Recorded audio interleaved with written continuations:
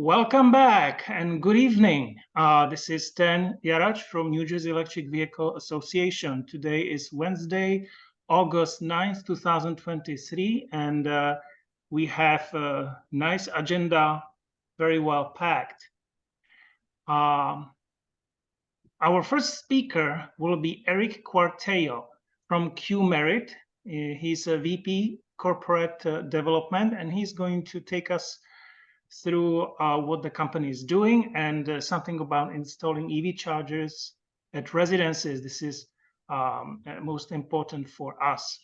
I'll take you through a chair report and then a website update. We have some updates. And because the National Drive Electric Week is coming next month, I will take you through some updates, portal updates. I'll remind everyone about the policy for certificate of insurance request and related stuff. And last but not least, I'll give you update about New Jersey Electric Vehicle Association elections, update about our bylaws. So, and if you would like to have self-paced view about our my presentation deck, you can scan this QR code and you can see, you can have a copy for yourself. This meeting is being recorded and it will be posted on YouTube. Make sure that you visit our YouTube channel for records of our previous meetings, of our events, and some other interesting, cool stuff. So, our invited speaker today is from Qmerit, Eric Quartello. I hope that I'm pronouncing your name properly. Correct me if I'm wrong. And he's going to talk about installing EV chargers at residences. So let me stop sharing. And now you can share. And please introduce yourself. Say something interesting about yourself. Thank you. Absolutely. So before I start, can you guys all see the screen? Can you see what I'm sharing right now? Okay, perfect. So as Stan said, I'm Eric Quartello. I'm the VP of Corporate Development for Qmerit. Qmerit is essentially the leader of distributed workforce for EV charging and electrification technologies, across North America. Something interesting about myself, I don't know, I race motorcycles. I have a sports car. I have a Gen 1 Viper. I've got 2 boys, a baby, and a toddler. So my life is pretty busy these days, but I think we can all agree we're car enthusiasts here, both ICE and EV.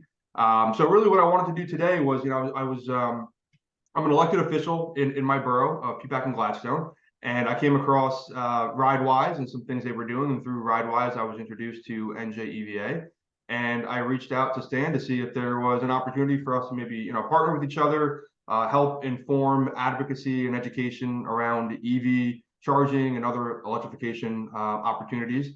So with that, I'm going to just jump into it. I'm going to keep it kind of informal. So if there's any questions anytime throughout the presentation, just throw your hand up, stop me. I'm happy to stop as we go. All right, so a little bit about who Qmerit is. I'll start with where the name Qmerit comes from, because that'll be important later on in the presentation. So essentially, if you look on the right-hand side of the slide here, we've got a queue, right? So we've got a queue of all this work that has to be completed. And we look at it to do it through a meritocracy-based system of the best performing contractors. And so when you take those two, you get that Qmerit. That's where the name comes from. So essentially what we are is the largest certified network of electrical contractors across the US and Canada. We have partnerships with virtually every auto manufacturer, EVSE manufacturer, fleets, and utilities. To date, we have actually successfully installed over 250,000 EV chargers. We've got a wonderful network of electricians of just over 13,000 now. We've got a lot of training and continuing education programs that we have our technicians go through. Very happy and very proud to say that we've got a 9+ customer satisfaction score. If you guys are familiar with residential trade services, that's outstanding to have a score above 9. So we're really proud about that. The way we're able to do that is through our network, through our process internally. It's a digital platform. So while we are installing EV and electrification and doing regular residential and commercial electrical service, we do that via a platform. So we're an installation company through labor, and also a software company. Everything you'll see that we go through today with all of our customers is co-branded. So whether it's with Jaguar or BMW or ChargePoint or an LX, whatever it may be, all of the partners we work with have co-branded with us. So the customer journey, whether you're organically coming to Qmerit through the website or you're coming to Qmerit via one of our partners, the journey and the experience is really great. And we support, as Stan had mentioned, residential, which we'll talk about today, but we also do support multifamily and commercial electrification and service as well. So a little bit of some context for Qmerit and our network. If you look at the right-hand side of the slide, you'll see a map of the US and Canada, and that shows you all of our contractors and all of our coverage locations. So even though there's some pockets of land here that we don't have covered, based on population, we actually cover 94% of the United States. We do that with just about 14,000 electricians at over 3,000 locations across the country.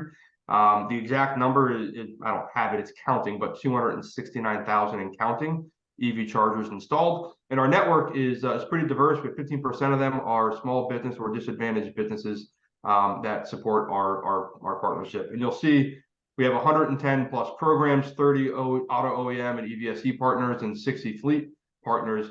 All these companies, we'll get into it in a moment, but they partner with Qmerit because of the dedication to our network and because of how broad our network goes, really the depth and the breadth on a national scale.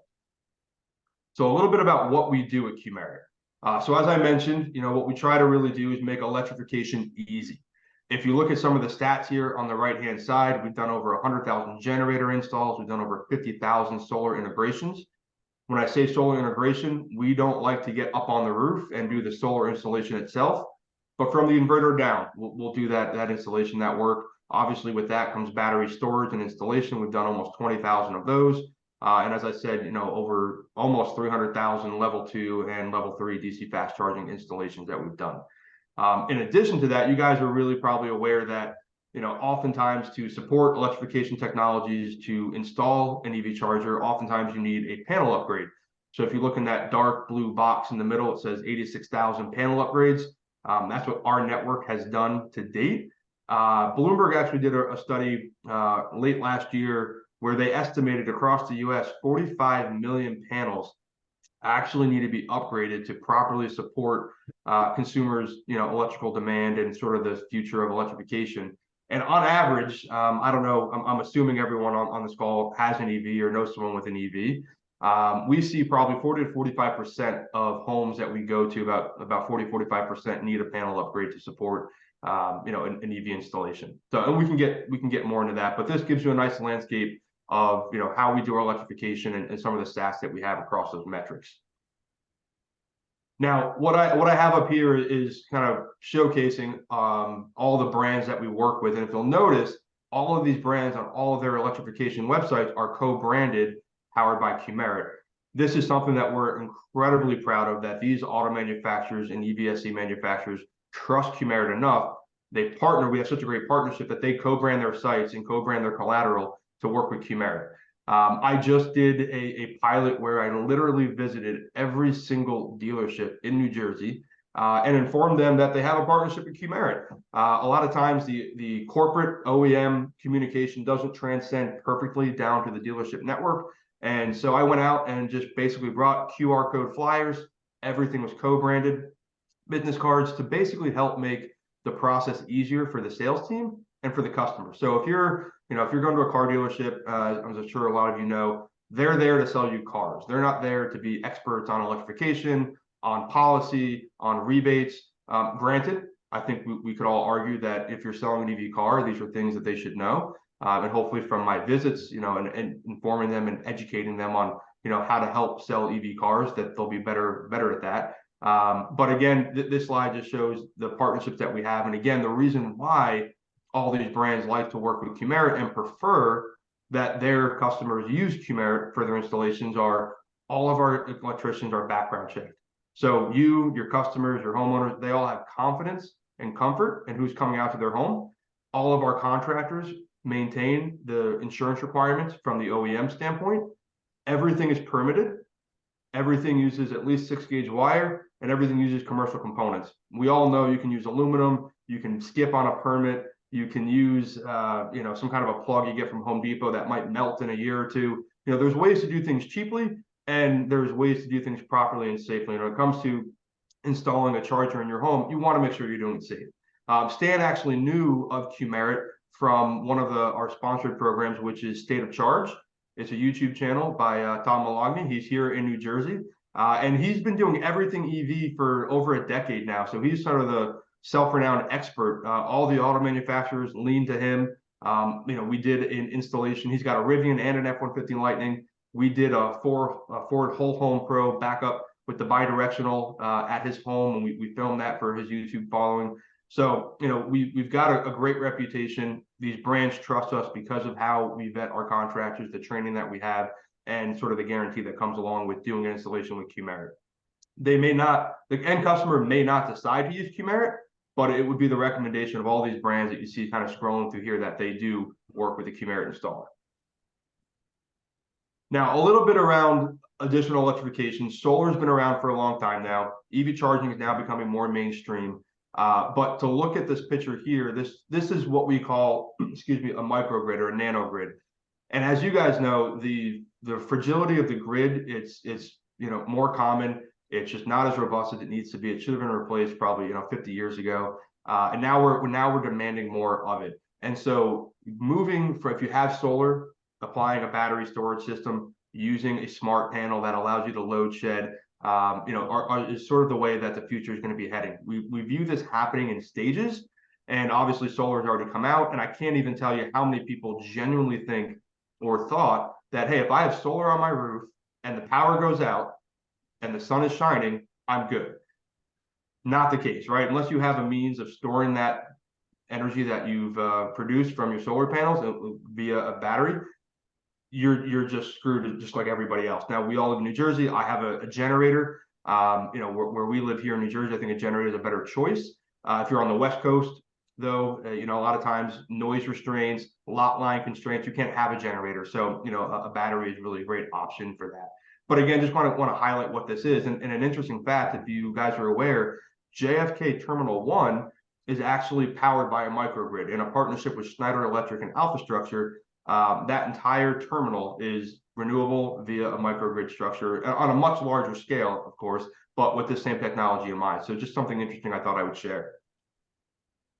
Now, on the installation services, I said it with the dealerships, our goal is to make it simple, to make it hassle-free, to take away the anxiety and the angst that comes with trying to figure out, how do I get it done? Who do I contact? How do I know it's done safely? We do it really simply, and we can do this for residential, commercial, and for fleets. So I'll kind of take you guys what that looks like and what our customer journey is. Any questions so far? I don't know if I'm going too fast, but if there's any questions, I'll answer something now. Okay. So on a customer journey standpoint, there's really 5 steps when you go through the Qmerit process, and this is on the residential side, so I'll just caveat that. First step is really answering and completing a readiness survey. So this is going to be a questionnaire that will take you through to understand a little bit more about your property, your vehicle, your desires, and then we'll get a lot of information from you, and I'll cover that in a moment. From there, you're going to get an instant quote. If you like what you see, you go ahead and put down a deposit, and you're going to get connected with one of our installers. From there, sometimes it's just as expected. Maybe sometimes it could be a little less, maybe a little more once they kind of go through everything with the installer. And at this point, it's also going to include the permit cost. The upfront cost in step 2 doesn't have the permit because they vary wildly based on jurisdiction. So we let the actual installer tell you what the permit cost is going to be for your job. Once that's done, you can sometimes a site survey is required to come out. I'll explain that in a moment. Other times, we're able to just confirm the price via the assessment that we completed and get everything scheduled for you. And then once you accept it and you go ahead and say, yep, I'm going to do it. You leave your deposit, you select your installer, then we go ahead and get you connected with the installer for scheduling and get you all squared away. So the process is really pretty simple. In a perfect world, someone could come on and complete the survey, get the price, click the installer, get updated the next day, and have it go scheduled within a week. So it can be sooner than that. It can take longer than that, depending on the backlog of the installer. But on most cases, within a day or two, you're going to have that installer connection, and you're going to have an installation date. So it's nice you can have that happen pretty seamlessly and pretty quickly. Now, the home charging assessment, you'll see on the right-hand side, there's a couple of questions as an example of what you would see. We'll want to get information, is it a single-family home or a townhome? Where do you want the charger to be installed? Do you want it in the garage? Do you want it outside? Where's your electric panel? Is it in the garage? Is it in the basement? Is it a finished basement? We'll have to understand, do you have a hot tub? Do you have a pool? How many AC units do you have? We want to get a sense of what is being used on your panel today. And we'll also have you, send a picture of your panel so that we're able to make an assessment and do a load calculation to determine whether or not you have capacity on your panel today to do an installation, or whether you may need a load shedding device, or whether you may need a panel upgrade. So that's a little bit around what the charging assessment does. Once we complete the assessment, we'll connect you with, I'm going a little ahead of myself here. You're going to either come out to a standard installation or a custom installation. The difference in the two, a standard installation is going to be done through 5 tiers, tier 1 through tier 5, ranging anywhere from $700 to $1999. The differences there have to do with how far it is from the panel, and basically what materials required, etc. So that's your standard tiers. If you get into a custom, as we say here, if you need a panel upgrade, if it's a detached garage and we need a trench, these are all variables that we have to come out on site, roll a truck, and take a look in person. And from there, we're able to give you, an installation quote. So those are the 2 types of quotes that you would get. And then you're able to see all of this either on your phone, your tablet, or on computer, via email, via text. You're able to see everything in real time. So you're able to see, hey, what does my quote look like? Who might it be assigned to? If I approve it, if I schedule it. From here, you'll also get the contact information for the installer. You'll also get a point of contact at Qmerit, and we have a wonderful customer service team, live people working mainly out of our headquarters in California, but we do have some others on the East Coast and in Central Coast as well. So from there, you'll also be updated in real time of what actions you need to take, what actions your contractor might be taking, and you're able to look at everything from your quote, all the details and permits and rebates and stuff as well in here. Now, the way we actually match a contractor, and I mentioned this up front with the way that we look at our contractors, we've developed what's called a QCI score. And a QCI score is really similar to a credit score. It's actually the score, the wellness of the contractor. So we look at a lot of ways to say, how do we put, we said that Q and that meritocracy, right? How do we get that right contractor for the right application? So based on our algorithm, we've got certifications that come down to how skilled they are, what certifications their team has, their safety record, customer satisfaction is immensely important, the quality of their work, their pricing reliability. So you don't want to have a lot of these bait and switches where, oh, it's going to be $200, I come out and it's $800.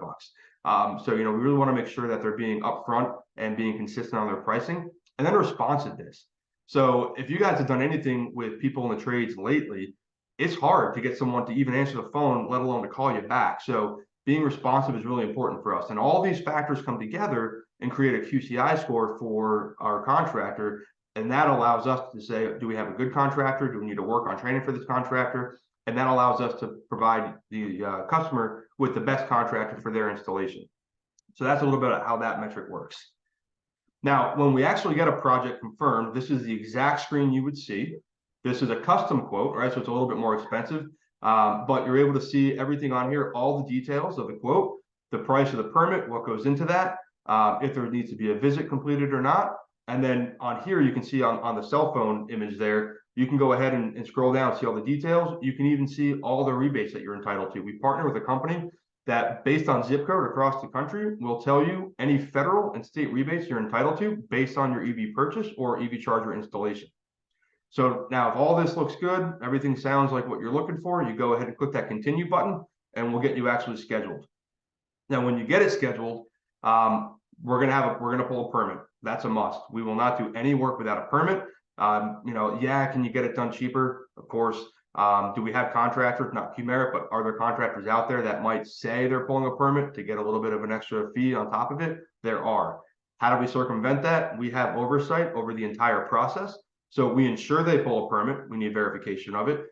We make sure that the scheduling is happening in a decent time frame, right? We want to make sure that our, you all or our end consumers are not waiting 2, 3, 4 weeks for an installation. We've seen that with some other competitors. So we at Qmerit are overseeing the whole process to make sure that everything is being done, the timeline is being adhered to. And there's actually a closeout survey that our installers have to complete in order to get paid for the work that they've done.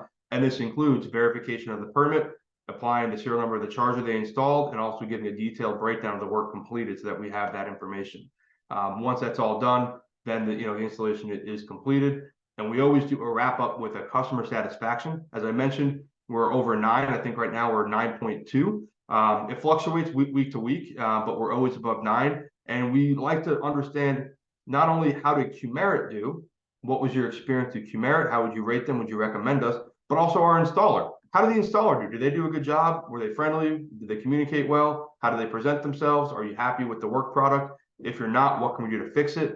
So we really strive to make sure that we have raving fans and that we have happy customers with their installation. And it's important that they're happy with both Qmerit and with the installer, because we want to assess both of those.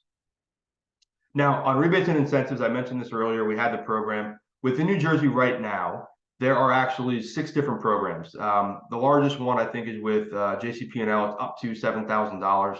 But on average, we're able to save, and this is nationally, around 20% of a project cost, we're able to save via the federal state rebates that are available.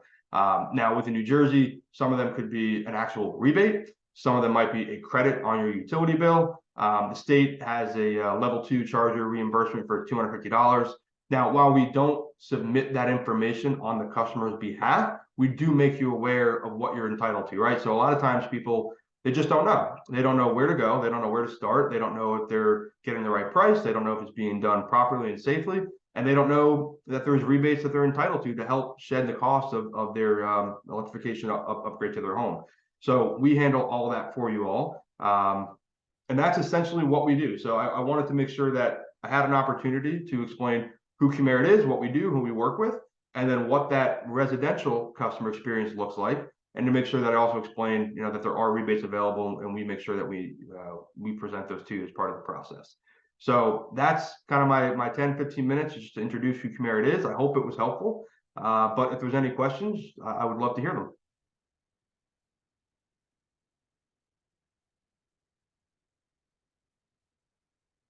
I don't see none. So thank you very much. Sorry, I was doing something. Yes, it was very, very interesting and insightful presentation. And there are some questions here. So as I was looking into the questions, so Michael, I see them in the chat now. Okay. Yeah. Actually, Rob Daly, he had a question first about, I guess, some sort of incentives when you have a manufacturer, OEM, or dealer referring you. I guess referral incentive, right? So, and Robert, is the question, is there an incentive to the dealer or to the auto manufacturer? What's the help me understand the question? Yeah, so I apologize. I'm in a noisy space. Can you hear me okay? Yes. I can hear you just fine. Great. Now my question is more about Qmerit's go-to-market strategy in structuring programs with OEMs, whether it be BMW or Chevrolet. Is there an incentive? Is an incentive offered to the manufacturer or the local dealer to promote Qmerit's installation services, either on a mass scale or to an individual EV purchaser? Yeah, so that's a great question. Thank you for clarifying. So let me give you an example. Qmerit is the preferred installer for all those brands that you saw. I'll give you an example with Chevy. So the Chevy Bolt, if you buy a Chevy Bolt and you have Qmerit do the installation, Chevy provides an up to $1,500 subsidy for the installation. If you buy a Cadillac Lyriq and you have Qmerit do the installation, GM and Cadillac will provide a $1,500 credit towards installation, or $2,000 of EVgo public charging credits. We are the preferred installer for the Ford Mustang Mach-E. We do a lot of the Lightnings because SunPower hasn't really done as good of a job, unfortunately, in some markets. We're helping out support that. And if you look at Audi and Volkswagen, we have financing agreements in place with them. So the incentive with the OEM is they want to make it easy for their customer. And so there's no other provider than Qmerit at a national scale that can provide that. And we work with GM and Mercedes and Volvo. You know, we're supporting them in Canada as well. We're now in the UK and expanding into Europe. So why they recommend us is because of that national capability, because of the insurance requirements, because of the background check, because of the confidence they have. Now, in the case of Chevy Bolt and Cadillac Lyriq, there's a direct benefit to the consumer to use Qmerit, right? When it comes to dealerships, the incentive for them is we're trying to help them sell more EV vehicles by taking the burden and the questions of, hey, it's simple. You don't have to worry about it. When I went to all the dealers, and out of 500 something dealers in New Jersey, only 5 actually recommended an electrician. I'm happy to say 3 of the 5 are Qmerit installers. But a lot of times you don't want to have a dealership is not going to recommend an electrician, and then something happens, God forbid, something melts, something burns, and they come back to the dealership, hey, you recommended Johnny's Electric and something happened. I want you to take care of that. Now they have peace of mind. They can say, hey, Ford, Chevy, Jaguar, Audi, Volkswagen, Mercedes, Lucid, Rivian, they recommend you work with Qmerit for the reasons I mentioned before.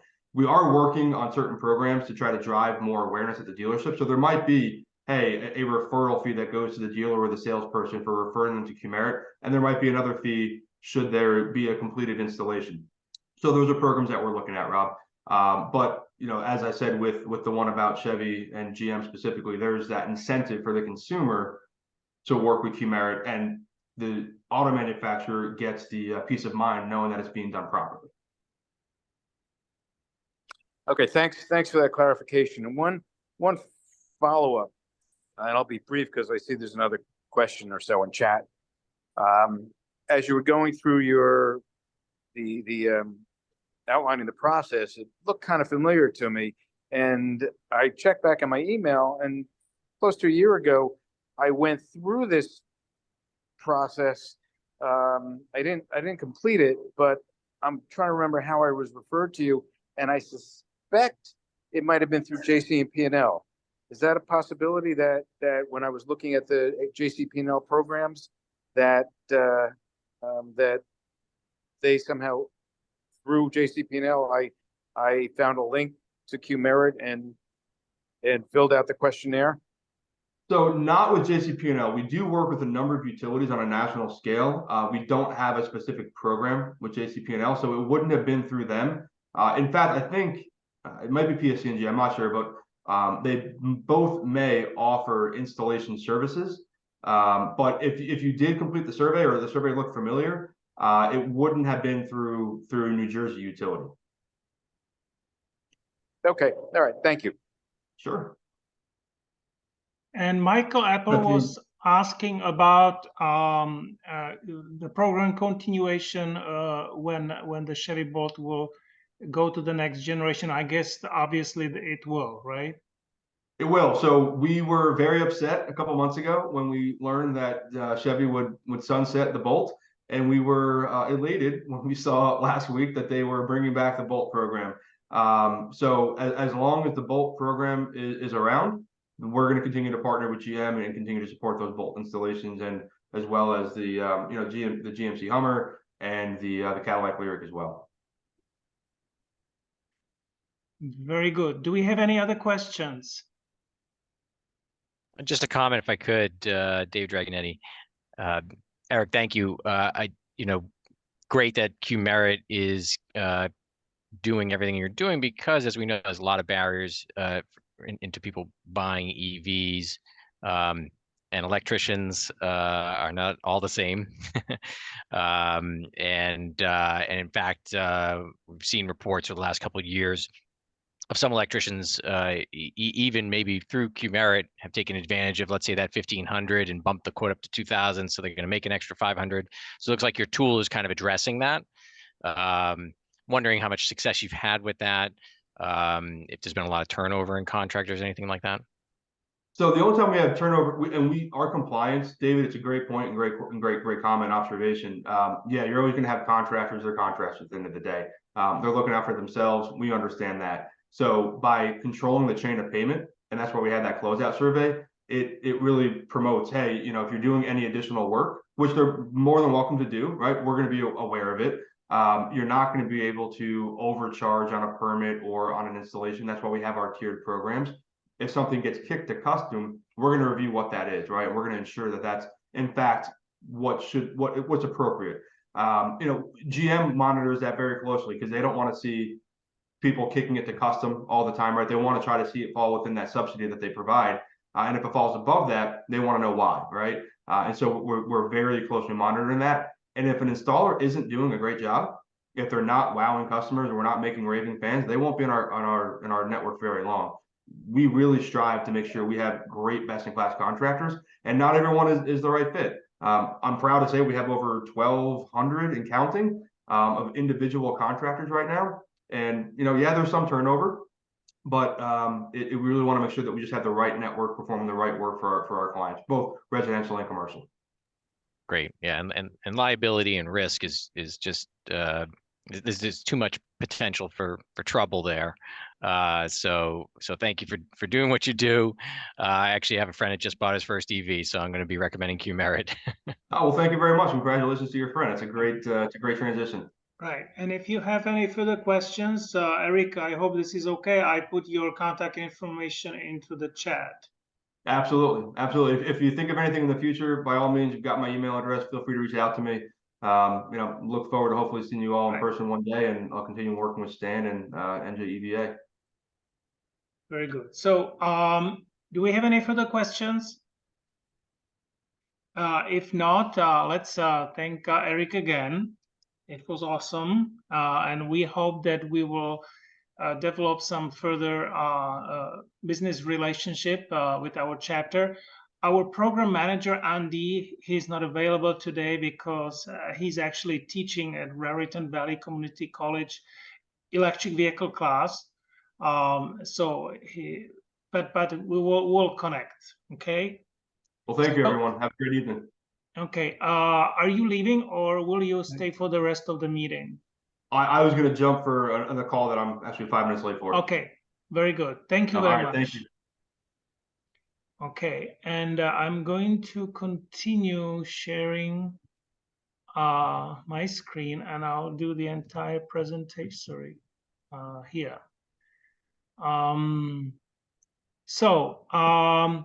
The next point on our agenda is chair report. And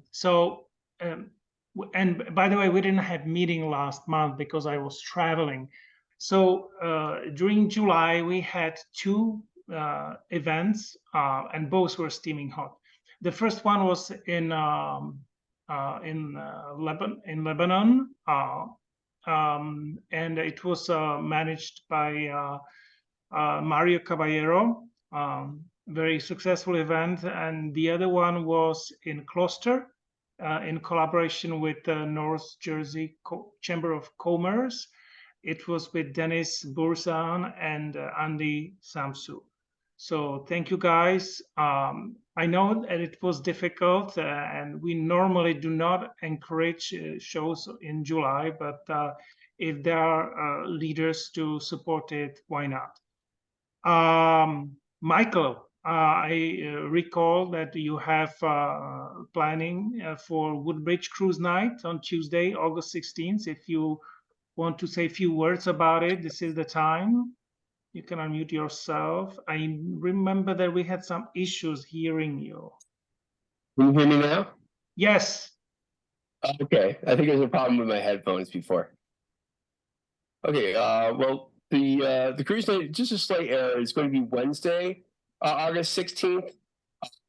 There's exactly. Oh, it's Wednesday. I'm sorry. Right, but this is a great community event here in Woodbridge, where I live. They have been very welcoming with the electric vehicle community. There are public chargers downtown that were installed with the state program to install level 2 chargers. And they were very welcoming when I called them about having us there to show our electric vehicles to the public. Okay. Do you have any specific sign-up sheet for this event? I set up the Facebook event. You're using just the Facebook, Yes. okay? Yes. In case that somebody doesn't have access to Facebook, I suggest that you put your contact information to the chat so that they can actually contact you, because Facebook is some sort of not everybody takes it seriously. Let's put it this way. Okay. I don't know how much time I want to spend on the next topic, but I mentioned it in the recent newsletter. There is uptick in conversation about the punitive state EV fees. Essentially, it's about collecting road tax. The thing is that the way how states collect road tax is very cumbersome. They add flat fee to the cost of gallon of gasoline, and that money is then collected into the fund for road repair. But unfortunately, that is not indexed for inflation, and because people tend to drive more fuel efficient vehicles, I mean, even gas vehicles like hybrids, right? So essentially there is less money collected, right? But the cost of road repairs is going up, right? So this is a problem that most states do have, and some of them, particularly those in Midwest, they don't want to acknowledge what is the problem, and they think that electric vehicles are a problem. So they start implementing those punitive fees. But of course, with the little adoption of electric vehicles that they have in those states, it doesn't make any dent into improving the budget. So they are not fixing the problem, but they are essentially only deterring people from buying electric, which is very counterintuitive, because now we have very supportive White House administration to implement, to push electric vehicles forward. So both EVA and Plug-in America, and actually Electrification Coalition, they had a meeting together, and they came up with a few ideas. Essentially, they say, okay, fine, we can agree on some EV fees, but they have to pretty much match what you collect from corresponding matching gas car. But anyway, you have to just increase the tax on gasoline, because still most vehicles are riding on gasoline. Another component is the vehicle weight, right? So that's where, you know, electric vehicles are maybe causing a little bit more damage versus matching gasoline vehicle. But that is actually not even as much true, because most of the damage is caused by trucks, like 18-wheelers and vehicles like that. So, but that doesn't mean that passenger vehicles should not be taxed. So there is lots of politics involved. So I just wanted to flag you or you know, give you a fresh update. Now the next item, Charge Up New Jersey rebate. Everybody already knows, right? So this is almost a month. It has been live since July 12th. This QR code will take you to that website. You can see the funding. I find it more confusing than in prior years when they made some website update, because the wheel that shows, maybe if I click, right. It shows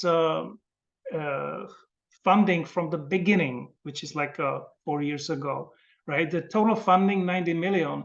That's actually 3 years. So you can imagine that this would be the first year, second year, and now we are in the third year. What is also even more confusing, that based on my understanding from the BPU, they should have about 32 million available. And if we are about 1 month into the program, why is it 34? I'm not really getting it. If somebody knows, help me understand. This circle is for the charger support, because now they have for the second year incentives for charging station. So this is the status on charge up rebate, and because they did not increase really the funding level, it is expected that it's going to run out of funds pretty quickly, because the adoption is going up and up. This year, Tesla lowered prices. And also versus a year ago, the federal tax credit is now applicable to lots of vehicles, including Tesla, right? So this will be much more appealing for masses, for many more people to adopt electric vehicles just based on pricing. So it is expected that the funding will be exhausted pretty quickly. It has 2 tiers. The first tier is for vehicles priced $45,000, and there are lots of models for Tesla Model 3 only that are eligible for the full $4,000. Chevy Bolt is eligible, and some other vehicles, including Hyundai Kona, Kia Niro, some of the Nissans, right? For vehicles that have pricing between $45,000 and $55,000, that rebate is now $1,500. Prior year it was $2,000, now it's $1,500. If the vehicle is more than $55,000, there is no rebate, and it's cash on hood, so it should be subtracted from the sale price. It doesn't work like a federal tax credit where you first pay full price, and then when you file taxes, you get the money back. So another thing, Elaine Borsett, the president of the National EVA, she was featured in a Fast Company article on EV adoption and affordability. It's a very interesting article. And EVA has also a blog regarding affordability. So don't just click the link and you can get more information. Reminder, our calendar, which normally has, the link was a little bit different, but now because we are having some update, it's jerseyeva.com/EV-ends, like events. We'll talk about it as well. We have lots of exciting events coming up. The working file, the NJEVA planner file, if this QR code that you see the right above our logo, this is how you can get there. And if you are the event captain, you can just populate the spreadsheet. It's a Google spreadsheet.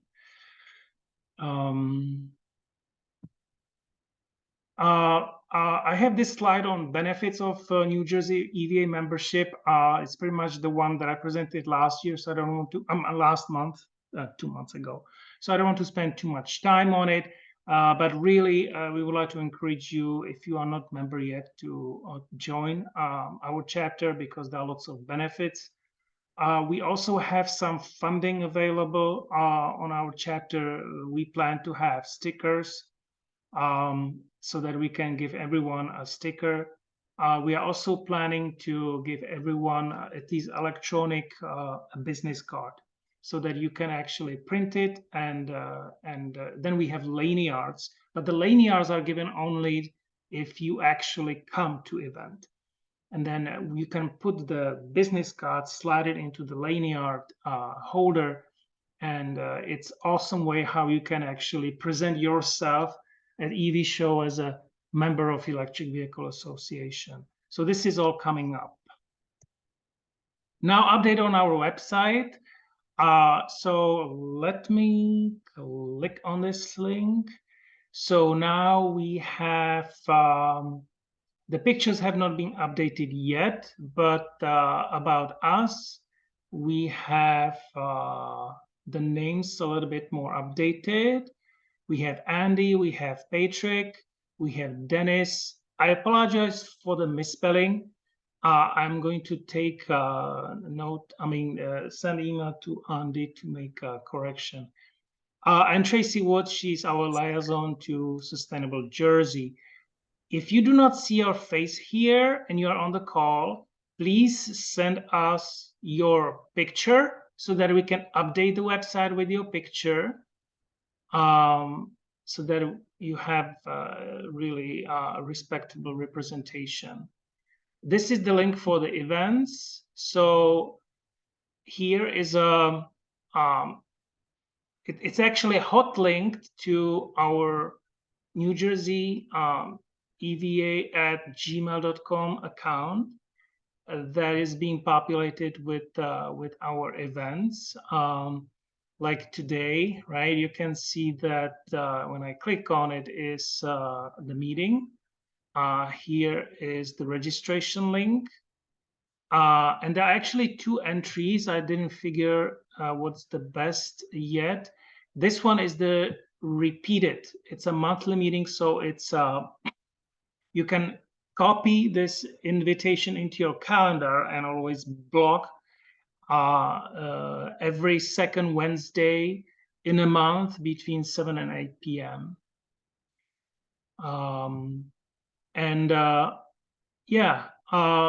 The next event, here's the Woodbridge event, right? And here is actually the Facebook page link. So if you hit on it, it will get you where you want to be. Oops. I don't know why is it blocked. We'll have to figure it out. So why is it happening? Yeah, and then this is August, so we can go to September, and in September we have Westfield on September 9th. This is National Drive Electric Week event. On September 17th, we have EV show at Dvůr Farmers Market, which is the weekly farmers market in Flemington. Here is also linked to the National Electric Week link. You make sure that you hit the link to register. What is that? And I have also some interesting presentations here. So what is this? Oh, okay. So here is a Princeton. Princeton is e-commuter fest. I have yet to update the NDEW link because it is already on NDEW. And I'm going to update with everything else. We have 3 events on September 23rd. And Patrick was talking about September 30th, which will be here. This will be in Deptford, if I'm not mistaken. Speaking of the webinars, I can highlight here Indium. It's a company. You can see Building America's Charging Infrastructure, Public-Private Partnership. Here is a link for registration, right? So whatever is here, you cannot just click and see the webinar. You have to first register.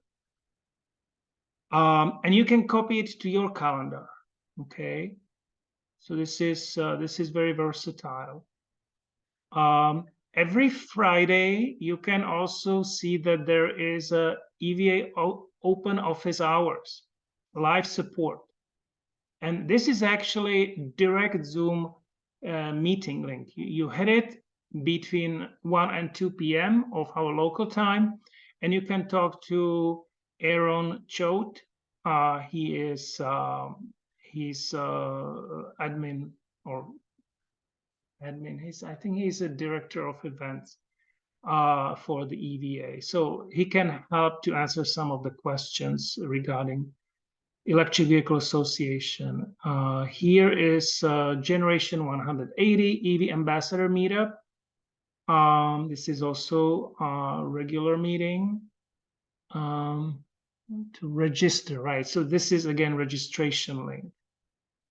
So this is lots of interesting stuff on our website, and it's still to be improved. We have a guide to EVs. We have incentives.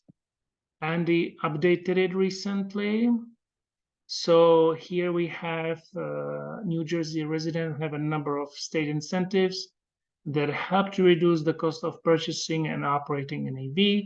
We have a federal, we have Charge Up New Jersey, right? That I was discussing, sales exemption, incentives from local utility to offset the cost, then charging devices, discounted time of use electricity rate, and here are links. Okay, so this is all very useful stuff. We need to update total cost of ownership calculator and social media. Some of that is very outdated. And of course, join New Jersey Electric Vehicle Association. You hit it, and there is explanation why. And if you want to join, it will take you to the national website. Actually, it will take you directly to a selection of membership type. You can choose any of these, and then it will take you through screen 1 through 7 to become a member. So we would appreciate if you could do that, right? So I'll go back to my presentation deck. And if you have any questions, you can always interrupt me. So I was just talking about our calendar. So we have 7 entries for the National Drive Electric Week so far. The first one is actually, well, the 2 of them are outside of the actual window. And the official window is September 22nd to October 1st, but you can for sure have events outside of that very narrow window. We have 3 overlapping and competing shows on September 23rd. Now, if you are still contemplating to enter event, you better rush, because there is a deadline to submit requests for event kits. And that deadline is in 2 days. So I would really stress out to submit the request for new event now, or I mean tomorrow, I guess. It still takes about a day or 2 for Plug-in America to approve the event. So, you know, maybe they will postpone the deadline, but I would not be just relying on that. Another good news is that they made few updates to the portal for both the National Drive Electric Week and Drive Electric Earth Day websites. And they should improve the experience communicating with registrants. So, for example, messages sent to registrants through the website are no longer sent from a no reply. They are sent from a specific address. So attendees can just reply to the email and it will come to you. And the email addresses are actually visible to city captains. So city captain is the person who makes the original registration of that event on the portal. There are some terms of it. You cannot just share the email addresses and stuff like that. I use them for different purpose. There is also a new option to allow registrants to request tabling space. There's also option to share local proclamations on the website. Like the town of West Windsor, they are very good with that. They have given us proclamation in the past. So that can be entered. So no more no reply emails to registrants. Any questions for this slide? Next one. So certificate of insurance. So what is it about? And I mentioned it before, but I want to mention it again because we still have some issues with that. So as long as the event is organized by NJEVA in our case, we are automatically insured. You don't have to do anything. However, you need to ask the host, do you require to be added as a co-insured, right? And you want to ask them at least 3 weeks ahead, give them some time to respond, because if they do, then the request must be submitted. And the request is now very straightforward. You go to this website, myeva.org/COI, and complete the form. And the screenshots here, they pretty much guide you into what you want to enter. One of the interesting things that is very helpful is if the host can supply sample of COI that they used in the past, because we can easily extract that information. I say we, but the national EVA, and generate the COI that is from the EVA, right? So that's this certificate of insurance. If they wake up, you know, a few days before the event and they say, "Oh, we forgot to tell you, we need a certificate of insurance," it would be a problem, you know. And I really hate to make phone calls and say that we have emergency, you know. So okay, now I'm going to switch gears to new bylaws and elections. I touched it a couple of months ago, but essentially the deal is that we have opened the chapter as Central Jersey chapter in October 2019. That was supposed to be North Jersey, South Jersey. Okay, I'll not go into details, but we converted the chapter to New Jersey EVA in April 2022. But we didn't change any leadership in 4 years, essentially. So, and we don't even have bylaws. We don't have any regulations that, oh, by the way, we should be, you know, making some refreshments here and give opportunity to other members to lead the chapter. So I just went through this exercise. I typed the document for new bylaws, and I ran it through the national EVA, and I ran it through a handful of core members. And you can actually scan this QR code to access the document. And I have identified a vendor for elections. It's called Election Runner. And I have uploaded all the information on that portal. I have created ballot. I have uploaded the 45 members that we currently have. And it's a matter of click that each of them will receive the ballot by email. So be prepared. I just wanted to wait for this meeting to announce it. So today or tomorrow morning, you will receive email from Election Runner with a link and with your voting number and password or PIN, which is automatically generated. I have no idea what you receive. It's anonymous. Obviously, it's anonymous. And there is a window of about 11 days by August 20th. You need to respond by August 20th. The way how it is set up, that if you actually click the link in that email, it will take you directly into the ballot. You don't need to use the ID that is contained into the email. And then essentially it's a referendum. You say yes or no, you know. So I hope that we will have good participation. And on the next slide, I have some of the details. There are actually 14 points. So most important is that we have 4 positions. We have president, vice president, secretary, and treasurer. And the term will be 2 years. Okay. 2 years, however, there is no limit on number of terms to serve, right? If they choose to run again and again, why not? And if they are voted for, why not? We are not high-level politics. We are just volunteer organization. They will be executed using online service. The responsible party is chapter secretary.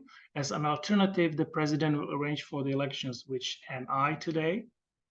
The first day of elections will be at least 10 days before the state election day. And it's online, and it should be completed by the first day of the elections, which this year would be November 7th. The candidates, they must announce their intention to run by sending a simple email to NJEVA@gmail.com no later than 30 days before the first day of elections, and copy the current secretary and president. Technically, Andy is a secretary, so you can send copy also to Andy and to myself. And it's good to include in the application short bio and paragraph stating why people should vote for them. All of that will be uploaded to the online service. The ballot will be generated and sent to all members. And for all positions, candidates must be full paying members for at least 12 consecutive months at the time of submitting application. However, for the position of president and vice president, the candidate must have, in addition to that, organized at least 1 electric vehicle show as a primary captain. I think it's fair requirement, and it's easy to meet that requirement. All candidates must meet other requirements set by the national EVA and are expected to follow ethical standards. I wanted to put the ethical standards here. Okay, I'll just stop. I'm thinking of one guy. Okay, all paying members are eligible for voting, and their status must be active no later than 14 days before the first day of elections. So, this is just to execute the technical setup of the ballot online. So we want to make sure that we have the list. Special elections can be triggered in case that officer is stepping down, passing away, or transferring to another chapter. And then following special elections, if this is less than a year, then it's about when the special election elected person will go to the next cycle. So these are some little technical details. I also included some sort of requirement for minimum participation, 10% or 8 members. So right now we have 45 members, 10% is 4.5, so we still need 8 members. And 8 members is more like if we have 4 positions, we should not have 4 people voting for them, right? This makes sense. So 8, just. And if the bylaws get passed, they get implemented immediately. So that's the update regarding bylaws and elections. Any questions regarding that? Yeah, I've got a question, Stan. Sure, go ahead. So with regards to the last point, number 14,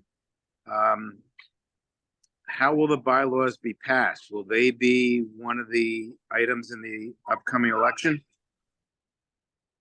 No, the bylaws are it's the reference. So number 14 refers only to the bylaws, right? So we will have the referendum or election referendum, whatever you want to call it, starting today, tomorrow. And there is yes, no question. And on last day of the election of the referendum, which is August 20th, if we have more yeses than nos, it will be immediate, which means that now from this point, the solicitation for the positions will be active, so that now people can send applications. Hey, I want to run for this role. I want to run for that role. And of course, if we get problem during the first election cycle, we can adopt another bylaws. We can modify them. We can say, okay, how about this and that, right? Because I didn't go into details, but imagine that somebody will be running for president, but if they don't make it, well, maybe they want to become a VP, right? So how do we do it? I mean, that person would be voting for both, or right? So I'm not certain about those details, but we can actually deal with it as we progress. Did I answer your question? Yes, you did. Thanks, Dan. Okay. If you put your question into chat, please speak up, because my multitasking in this respect is a little bit limited. I mean, I can try, but if I read, I don't speak.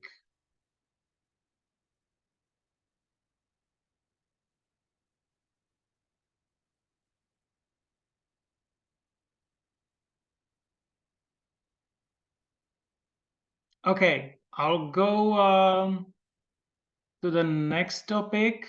Yeah, we are done. Our next meeting will be in October. We are skipping September because September will be busy.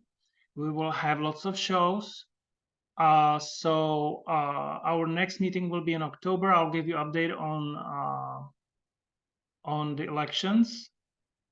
And hopefully by then we will have actually the